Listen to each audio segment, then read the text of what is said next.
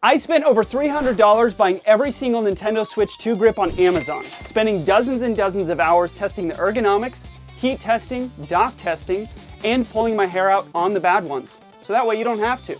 Some of them are amazing and some of them are, well, frankly, not very good.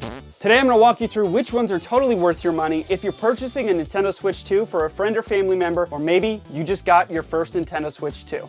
Now, roll the clip. All right, let's start strong, or at least we can pretend to. This is the Mumba dockable case for the Nintendo Switch 2. It sells for $28.99 when I bought it, and it's currently on sale for $23.79. It's pretty decent Amazon reviews, 4.5 stars out of 5 from over 700 people. But remember, Amazon reviewers also give 5 stars to banana slicers, so we're gonna see for ourselves. Now, putting the Nintendo Switch in, oh yeah, this thing nails it. 9 out of 10. No wrestling, no bending plastic like you're defusing a bomb. It just plops in. And it actually feels pretty solid once it's in there. But I'm talking toss it on the couch solid, not toss it on the floor like a 5-year-old with control issues solid. Give me the iPad. What are you doing? What are you doing? Get over here. Docking is fine. It will dock, but there is like zero wiggle room. And I'm kind of side-eyeing the fan situation here. This thing is tighter than the launch of the 2020 console supply chain, and heat might not be your best friend. Oh, and maybe it's just me, but when you look at it from the front, the left side sits ever so slightly higher than the right. It's like that one picture frame in your house that's just a hair crooked. Once you see it, you can't unsee it. Okay, so speaking of heat, handheld it hit about 92.5 degrees after 15 minutes, so that's safe. Docked, however, we spiked to 106.9 degrees right near the battery. Technically that's safe, but if you're planning a 6-hour Tears of the Kingdom marathon, just keep in mind that this thing's gonna be a little warm. Comfort-wise, this is unfortunately where things fall apart for me. Those jagged Joy-Con corners, they dig in like they have a personal vendetta. Again, this is personal preference, but I give that 5 out of 10 tops. I tried playing Breath of the Wild for like half an hour on this thing, but I just had to tap out. Just holding the Switch naked felt better. And maybe that's because I honestly love the ergonomics of the Switch 2 by default. So when compared to the comfort I get while playing with just the console itself, I want something that's gonna be comfortable to hold for hours on end. Durability is decent though, about an 8 out of 10. It's sturdy enough for most drops, but if you face plant it, yeah, you're probably done. May the Triforce be with you. So overall, I'm giving the Mumba dockable case a 6.5 out of 10. It could have been an easy 8 if it ran cooler and it didn't hurt my palms so much to hold. I'd honestly only recommend this if you want some drop protection and don't mind a little extra warmth and you don't mind the sharp edges. But for me, this is not unfortunately the one that I'm taking into Hyrule. All right, next up is the Savage Raven by Skull & Co., also called the NeoGrip. It's around 30 bucks and it has a 4.3 star rating on Amazon with about 180 reviews. This normally goes for $29.99, but I've seen it go on sale to $23.99 recently. Pretty respectable price, but let's see what's actually going on here. All right away, inserting the Switch 2 is effortless. 10 out of 10. It's very similar to the Satisfy grip in design and feel. You just drop it in and it clicks perfectly. I like that the attachments go on the grip itself, not the Joy-Cons. So I never feel like I'm stressing the hardware or risking scratches. You also get 3 different grip attachment styles, which is awesome in theory. You can mix and match until you find what feels right. For me, only one of them really worked though. The others felt a little bit too bulky or awkward, and I just kind of wish there was a middle ground between the two that felt close for me. But it's still cool to have the flexibility, and most players are gonna find one that fits their hands comfortably, if not more than one combination. Dockability here, this is a 10 out of 10. There were no clearance issues, no overheating, and it feels like Skull & Co. actually thought about airflow, which is cool. In terms of temperature, handheld play sits comfortably around 94 to 97 degrees, but docked, the highest spot I found was about 109 degrees near the battery. But honestly, that's not too bad. Now, as far as build quality, this is where it dips a bit. The plastic on the Joy-Con grips feel a little cheap. Not quite 3D printed, but it's kind of close. It's very lightweight though, which makes it comfortable, but it doesn't inspire much confidence. If you were to drop it durability-wise, I'd probably give this a 4 out of 10. It's made for comfort, not protection. And then there's this little clip system. This little piece that locks the grip to the console is, well, it's kind of janky.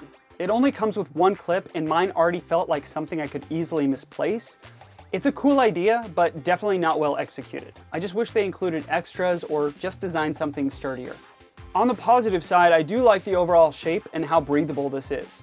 The open back design lets the system vent heat properly, and the grip never interferes with the speakers. They're left fully exposed. It's also incredibly easy to remove, which is nice if you're constantly swapping between grips or docked play. Okay, so overall, I'm giving the NeoGrip an 8 out of 10. It's lightweight, it's customizable, and it's pretty dock friendly, with a good amount of versatility for the price too. Still though, for 30 bucks, and oftentimes you can find this for cheaper, this is a pretty strong option for someone who wants variety and comfort without worrying about overheating or a complicated setup. Comparing this to the Mumba, this one is definitely cooler and more comfortable to hold, but not nearly as durable. So if you care more about comfort than armor, this might be your pick.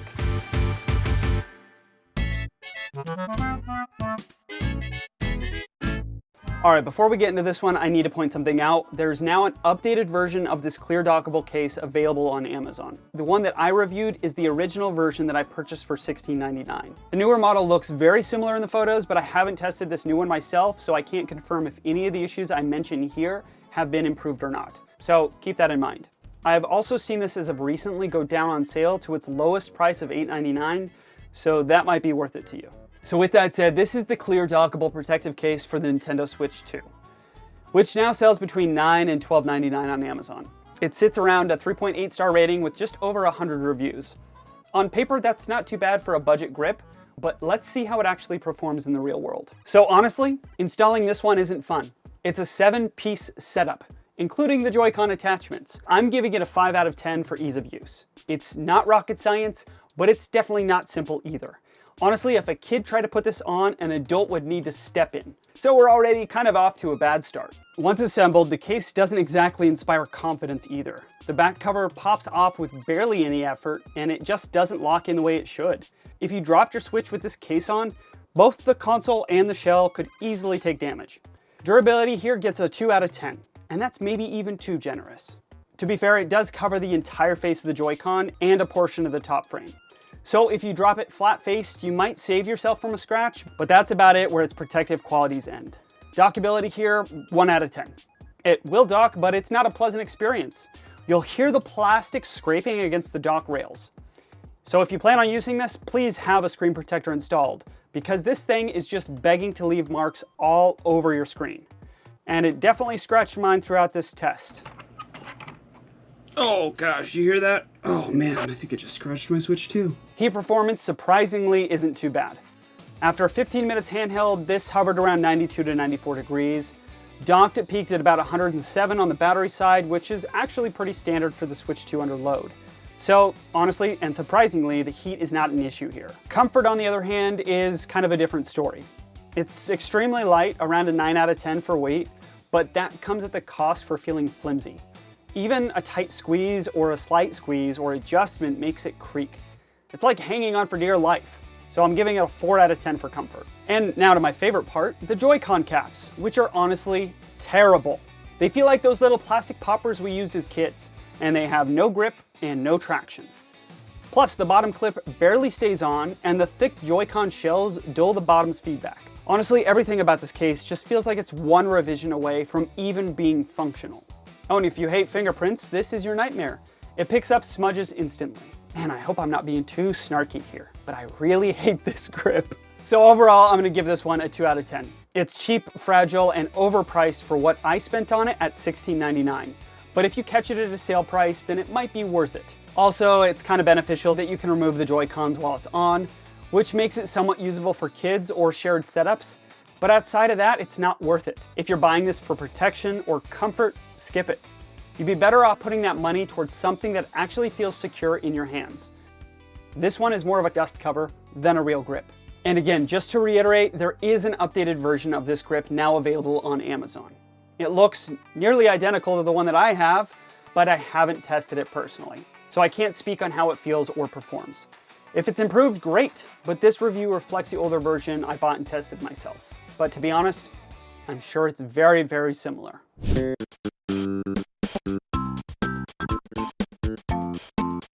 Next up is the playvital Beyond Grip protective case for the Nintendo Switch 2. That's a mouthful. Priced at $27.99, but it has recently gone on sale at $22.39. It's sitting around a 4.3 star rating on Amazon with over 400 reviews, so it's pretty well liked by the community. And after spending a few nights gaming with it, I can honestly see why. This one's actually one of my personal favorites so far. Getting the Switch 2 into the grip takes a little bit of effort. I'm giving it a 7 out of 10 for ease of installation. It's not difficult, just snug. Kids might need help, but once it's on, it feels locked in. Sliding on the Joy-Con attachments is easy since they're connected to the grip itself, not on the Joy-Cons directly. So you're not stressing the hardware at all. Durability is decent. I'd say a solid 6 out of 10. Maybe a 7 if I'm being generous. There's no front protection, so if this drops face first, that's game over. But the back is well covered and reinforced. The top edges of the Joy-Cons are still exposed though, which makes it kind of a coin toss. The only structural issue I found is at the bottom of the grip. It's a little flimsy and it doesn't stay perfectly attached.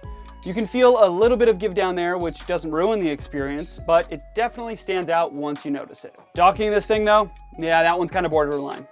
I'm giving it a 6 out of 10. It can dock, but it's like overpacking a suitcase tight. It feels like the dock has to bend forward slightly just to fit that thick plastic back, and it gives me some concern about long-term heat dissipation too. I personally wouldn't leave this one docked for extended play sessions.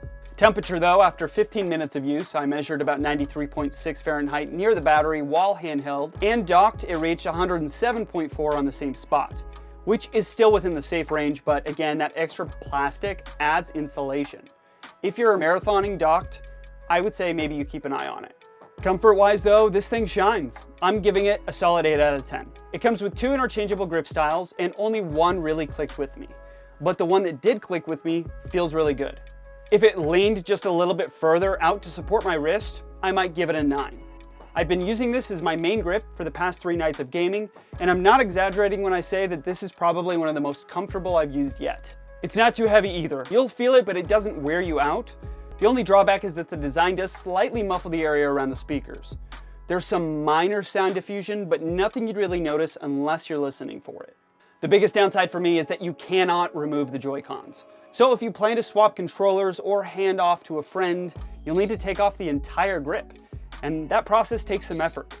It's not something that you want to do mid-session. Overall, I'm giving the playvital Beyond Grip a 9 out of 10. Ergonomically, it's one of the best grips I've tested. It's comfortable, secure, and easy to play with for long handheld sessions. The build is solid, the interchangeable grips are a nice touch, and it just feels premium in the hand. The trade-off, however, is limited dockability and no Joy-Con removal. But if you mostly play handheld, this one is honestly an excellent choice. So if you're looking for a grip that prioritizes comfort over convenience, this is one to beat. But if you're constantly docking or playing party games with Joy-Cons, there are better options ahead. Real quick, if this video has helped you so far decide on a grip, then please give me a thumbs up. Or if you didn't, give me a thumbs down. Let me know what helped you make a decision here. Did you purchase one of these grips? And if so, leave a comment down below about which one you decided to pick up. And I have Amazon affiliate links in the comments if you'd like to support me in this channel. I would super appreciate it. All right, let's get back to it. Next on the list, the DJ&RPPQ 2-in-1 protective case for the Nintendo Switch 2. Who is naming these? This one's going for 16 right now, and at the time of recording, it had a 4.4 star rating on Amazon from about 50 reviews. This grip honestly surprised me. It's not perfect by any means, but it's easily one of the most rugged I've tested so far. Inserting the Switch 2 takes a little bit of effort. It's about a 7 out of 10 for me. Snug, but not frustrating. Kids could do it, but they might need a little extra help. Now the top shell, that's another story. The first time I tried removing it, it felt like I was going to peel off industrial tape. You really have to work at it. But once you get the hang of how it attaches, it becomes easier. But mom and dad might have to step in that first time. To be fair, that top cover is mostly for travel anyways. Once you're home, you probably don't need it on. Durability though is where this thing shines. I'm giving it an 8 out of 10.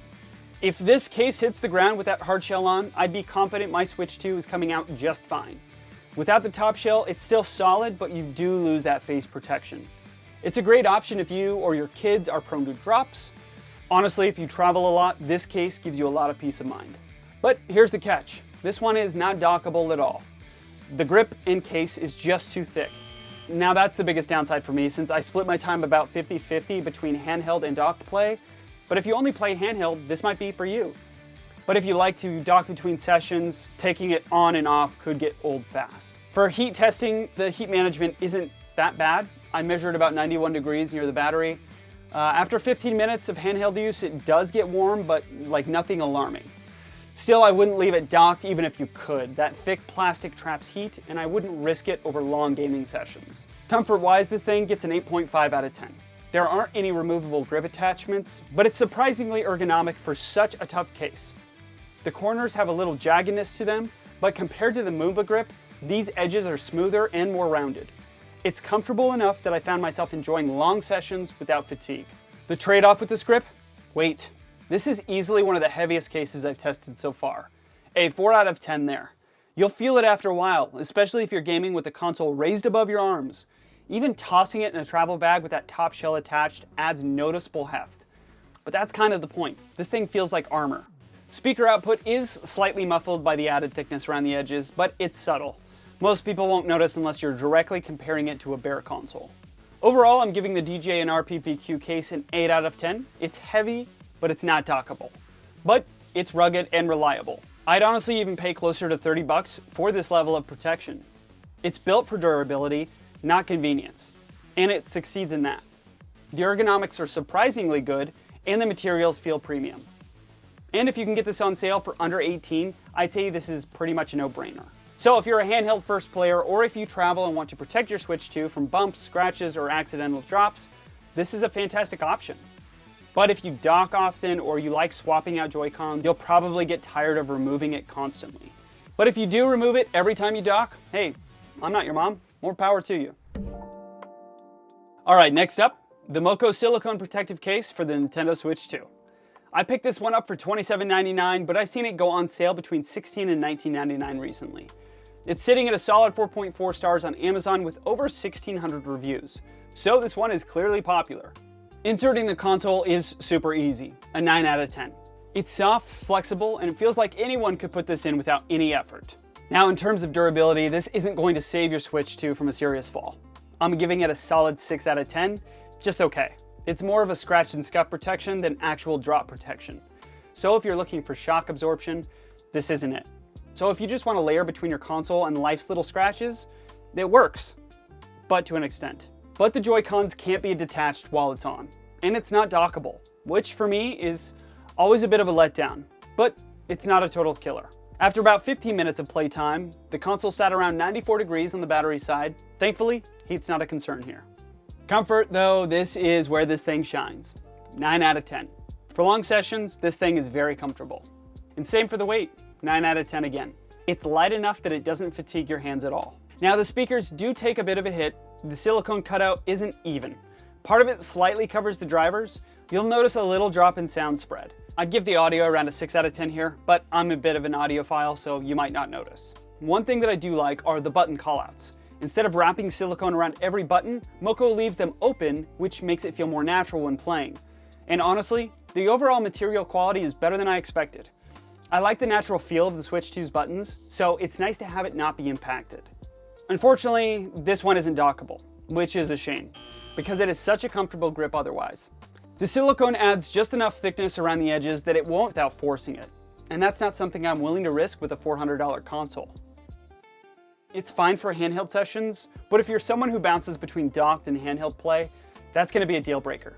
This one's really built for people who stay portable 100% of the time. But there are a few other issues here. The top and bottom portions are really thin. They feel a bit flimsy and not well designed.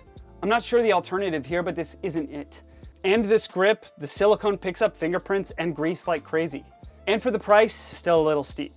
When you can grab something like the Fintie grip that we'll discuss for about $14 to $19, and that even holds 3 game cartridges. This MoKo grip starts feeling overpriced for what it offers.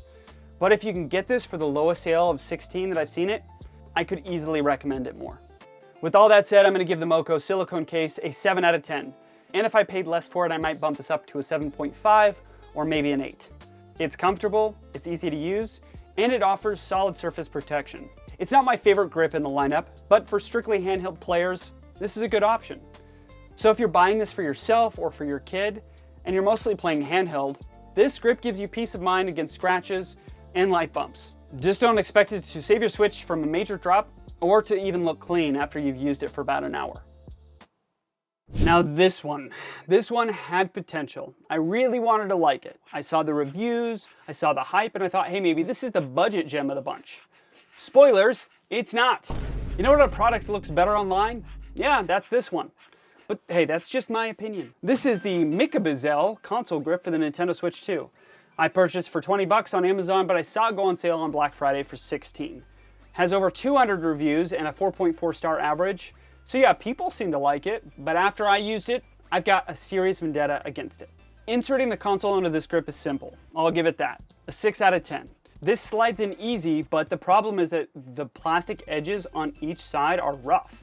After the first use, both my Joy-Cons had scratches. That alone kind of killed it for me. You shouldn't have to risk damaging your console just to put it in a grip. Now, I love the Satisfy brand Switch grips. I've owned multiple over the years of owning my Switches and Switch 2s and Switch Lites. They offer padding inside of each when you slide it into the console, and I do tend to compare a lot of sliding grips to those. The durability of the Mcbazel is okay. I'm gonna give it a 6 out of 10. It's sturdy enough, but the plastic feels cheap and hollow. It's not shockproof either, so if you drop it, don't expect much protection. It might help, but at the end of the day, this just kind of feels like cheap plastic. Nice thing is you can still use the Switch 2's built-in stand without taking the grip off, so points for that at least. Comfort-wise, it's pretty average, about a 6.5 out of 10. The shape is fine, but the material makes my hands sweaty after just about 15 minutes. And for something that feels a little cheap, it was surprisingly heavy. A 6 out of 10 for weight. Heat performance isn't bad though. After 15 minutes handheld, it's around 94.5 degrees near the battery, so that's perfectly fine. Now, one of the cooler things about this grip is that there's built-in game storage in the back. It actually holds 5 cartridges, which is more than the Satisfy Zen Grip 1 and Grip 2. Those only hold 2. And it's got little rubber feet on the bottom so it doesn't slide around on a table, which is a nice touch. But I've got to be honest, as someone who's a huge fan of the mentioned Satisfy Grip series, especially the new Zen Grip 2, this just feels like a cheap imitation. It tries to copy the same design language, but the ergonomics just aren't there. It's bulkier, less balanced, and nowhere near as comfortable. And the biggest letdown is that this grip is not dockable. The plastic shell is just too thick to fit in safely, which is something the Satisfy Grip can do easily. And again, the biggest deal breaker for me, those scratches. After just 2 uses, both sides of my Joy-Cons were marked up.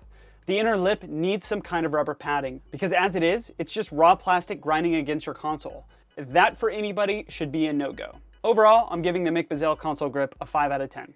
I wanted to like it, it's affordable, and it looks solid, and the game storage is a clever feature, and I wish more grips would adapt that. But the cheap feel, the comfort issues, and overall the scratching made it impossible for me to recommend. For 10 bucks more, you can grab something that actually feels premium and protects your console at the same time. So who is this for? Well, maybe handheld only players who just want a cheap backup grip.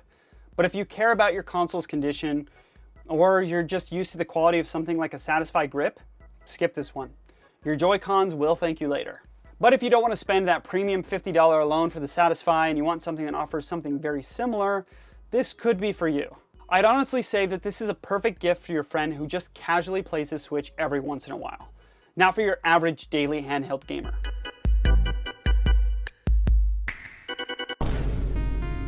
Before we jump into the next grip, I want to take a minute to talk about something really special to me. Everything you're watching right now, it all exists because of my roots in filmmaking.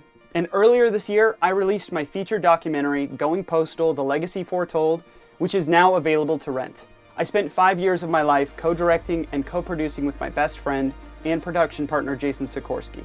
And if you've never heard of the Postal franchise, or you only know it as the game that people freaked out about in the 90s, here's why this story is so wild. It was despised by the media and it was loved by fans. The Postal franchise is easily considered one of the most controversial video games of all time. It's been banned and blacklisted in 13 countries, and the franchise also holds the title of one of the worst video game series of all time. The original Postal and its sequel, Postal 2, were both frequently mentioned in the media throughout the late 90s and early 2000s for their excessive violence and controversial content, spawning many expansion packs, sequels, spin-offs, and even a feature film over its 25-year existence. The Postal franchise is without a doubt one of the most bizarre stories in video game history. And in this documentary, we dug into all of it. The controversies, the bans, the fan base, the lawsuits, the failures, the successes, and the unbelievable behind-the-scenes stories from the developers themselves. And how a tiny indie studio in Arizona accidentally created one of the most notorious video game franchises ever made. It's packed with archival footage, developer interviews, unseen materials from decades of chaos, and all the moments that shaped this weird beloved franchise into what it is today. So if you enjoy gaming videos or documentaries, or you just want to support the channel so I can continue making videos and documentaries, it would genuinely mean the world to me and my team if you checked out Going Postal: The Legacy Foretold on Apple TV, Amazon Prime, or YouTube Movies. It's just $4.99, and every rental helps me and this channel keep growing, and lets me afford buying 19 different Switch grips for one video. Alright, let's get back to the reviews. Do you ever pick up something that looks perfect, solid, protective, well built, and then the moment you try to use it, you realize that it just doesn't fit right? This is the MoKo protective case for the Nintendo Switch 2. I picked mine up for 23 bucks, but now it's selling for under 21. And the lowest I've seen at $13, which is honestly a steal. It's sitting at 4.4 stars on Amazon with over 1,600 positive reviews, which makes my experience with it a little bittersweet. Installing this thing was more frustrating than it should have been. I'm giving it a 6 out of 10 for insertion. The top portion just doesn't seat clearly no matter how many times I tried. I just couldn't get a flush fit. And because of that, I couldn't open the cartridge port at all once it was on. Now I'm hoping that that was just an issue with my particular unit and not a widespread problem, because everything else about this design feels intentional. Still, that kind of fit problem shouldn't be happening on an over $20 case. On the bright side, the material itself feels great. I'm giving it an 8 out of 10 for durability. This thick, high-quality TPU seems like it could handle a minor fall without any damage. The front corners are a little exposed, but overall it feels tougher than most grips in this price range. Unfortunately, this thing is not dockable. The thickness of the shell keeps it from fitting into the dock, so this one's purely for handheld players only. And the stand isn't accessible either, which is a letdown considering how convenient the Switch 2's kickstand is. But I mean, honestly, how often do you really use that stand anyways? Heat performance is solid though. After 15 minutes handheld, it hovered around 96 degrees near the battery and 93 degrees on the other side. So despite the thickness, it doesn't choke the airflow. Comfort lands around a 7 out of 10. The rounded corners and light rubber texture help, and the weight feels evenly balanced. The material is a bit firm for my taste, but at least it feels quality. The speaker cutouts unfortunately aren't perfect. One side partially covers a bit of the speaker. You'll still hear your game just fine, but it slightly narrows the soundstage. Overall, I'm giving the MoKo protective case a 7 out of 10. It's durable, comfortable, but functionally, if I'm being honest, I had issues with this. Between the cartridge port on my unit being blocked and the lack of dock compatibility, it's hard to recommend unless you really want something sturdy for handheld play. So who is this for? Well, in my case, I had to stick to just one game and take the grip off if I wanted to switch cartridges. But I'm confident it's just my unit with the Amazon reviews. So if you're primarily a handheld player who wants solid day-to-day protection, this case will do the job. For everyone else, it's a great concept that just doesn't quite fit, literally. If you can find this for under $15 though, I'd probably give this an 8. All right, let's talk about the Spigen. We're just gonna go with Spigen. Sounds cool. This is one of the most stylish cases in the lineup, and during Black Friday, I saw it drop to $5. A whole whopping $5. That's an absolute no-brainer at full price. But is that even worth it? Well, let's walk through it. Inserting the grip here is an 8 out of 10. It's one of the more complicated grips to install. It's not hard, just involved. You have to peel off adhesives and physically stick parts of the case to your console. And once those adhesives go on, you're pretty much committed. Oh, that did not sound fun. I do not like that sound. I actually recommend test fitting the case before using the adhesives, because removing the console later will wear them out. Younger players will probably need help from an adult to get this on clearly. Droppability and durability, this is a 6.5 out of 10. It's definitely more of a scratch protective case than a drop protective case. The plastic is thin and lightweight. It might help with a minor fall, but one bad drop and this thing is coming apart in pieces. The adhesives also aren't strong enough to keep the kit together during a serious impact. Dockability is an 8.5 out of 10. It is dockable, and it actually docks really smoothly. Approved. That's honestly one of the biggest strengths of this grip. The stand is fully accessible, and Spigen includes a small adhesive cover so that your finger doesn't hit a sharp gap. That's a nice touch. Joy-Con release here. Yep, these Joy-Cons can be removed normally. That is also another win. Heat here is kind of where we fall apart. This is definitely hottest of any of the grips I've tested. The handheld temps stay reasonable, 91 to 94 degrees, but docked, this is one of the hottest grips I've tested so far. Battery temps climbed past 110 degrees and even hit 111 degrees in one test. That's not dangerous, but absolutely worth keeping an eye on during long to dock sessions. This grip traps heat more than any of the others, which is surprising because of how thin this grip is. Comfort though is a 9 out of 10. It's honestly excellent. Especially if you like the way the Switch 2 feels by nature, the Nano Pop doesn't change the shape. It just adds a thin layer of plastic. So if you already enjoy the default ergonomics, this is basically the same experience. Weight here, 10 out of 10, nearly weightless. Honestly, that's a huge plus.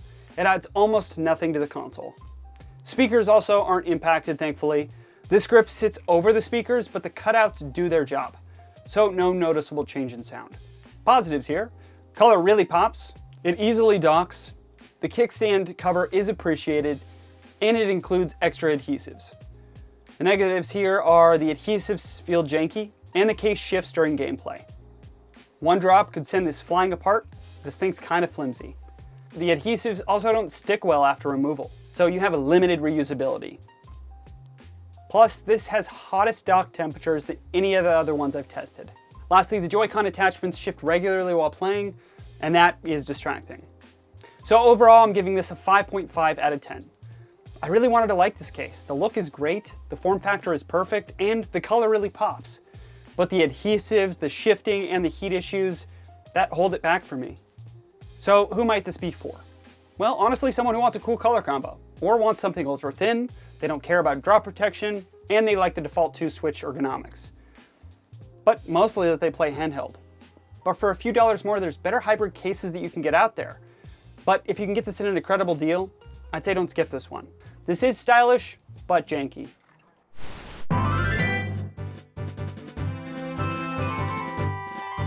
All right, next up is the finite silicone grip case for the Nintendo Switch 2. I picked this one up for 20 bucks, but it's now going for 11, which honestly feels like a steal for what you're getting. At first glance, I thought that this was going to be one of those cheap third-party knockoffs, and I ended up liking it more than I expected to. It looks and feels like a kid's toy, and as a grown-up child, I dig it. So for inserting the grip here, that's an 8.5 out of 10. Getting the Switch 2 into this grip is simple. It stretches, it flexes, and pops right in. The only concern I have is the long-term elasticity because this grip is not dockable. You'll have to remove it every time you want to dock. And silicone doesn't exactly love being stretched over and over, just like your dad's used gimp suit from the 80s. Try as he might, that's just not going to fit him anymore. Next up is durability and droppability. This is a 7 out of 10. The silicone is thicker than it looks, especially around the grip areas. If you drop your Switch 2 on the backside, it'll probably be fine. But if you drop it on the lower corners, you might actually get lucky because there's rubber and it's chunky there. However, this is not full-on coverage.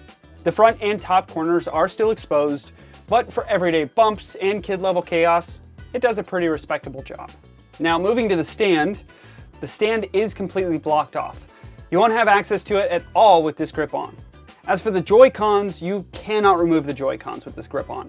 This is strictly a single-piece play style. Now let's move on to heat performance. After 15 minutes of handheld play, temps stayed totally reasonable. 95.9 Fahrenheit near the battery and 92.5 Fahrenheit on the opposite side. One thing to note though, the silicone does slightly cover part of the bottom fan cutout. It doesn't seem to affect the temps dramatically, but it's worth keeping in mind. Comfort here is a 9 out of 10. This is where the finite case genuinely surprised me. It's extremely comfortable. The silicone is soft, thick, and molded into actual ergonomic grips. It's pleasant to hold, doesn't dig into your palms, and it doesn't get sweaty or slippery. For handheld only players, this is really solid. Weight is a 9 out of 10. This is very lightweight. Adds bulk in the right places without adding real heaviness. Speakers are an 8 out of 10. The speaker cutouts are just unfortunately not perfectly shaped. But, I mean, they're close enough. Any impact on the audio is minimal. They probably don't make the cutouts bigger because the silicone would get flimsy, so this feels like a design choice more than a mistake. So for the positives here, I honestly didn't expect to love this as much as I did. It looks cheap at first glance, but it feels well made. And it's shockingly comfortable. This holds 3 Switch game cartridges inside the grip too, which is a nice little bonus. And there's also blue and black options, and those look pretty great too. So my negatives here. This thing is not dockable at all, and the cartridges don't really secure the games tightly inside the grip. They honestly fall out pretty easily. Also, the long-term silicone elasticity may weaken with repeated removal. so I'm giving this an 8.5 out of 10. The Fintie Case looks cheap, but the design is surprisingly ergonomic. It's very comfortable, and the bright colors make your Switch 2 look like a fun collectible toy. You might be the star of your next family gathering. And even though it's not dockable, I'd actually be fine popping the Switch out to dock because it's so easy to take on and off. Plus, this thing is cheap. So even if you have to replace this down the line because of the elasticity, that's okay in my book.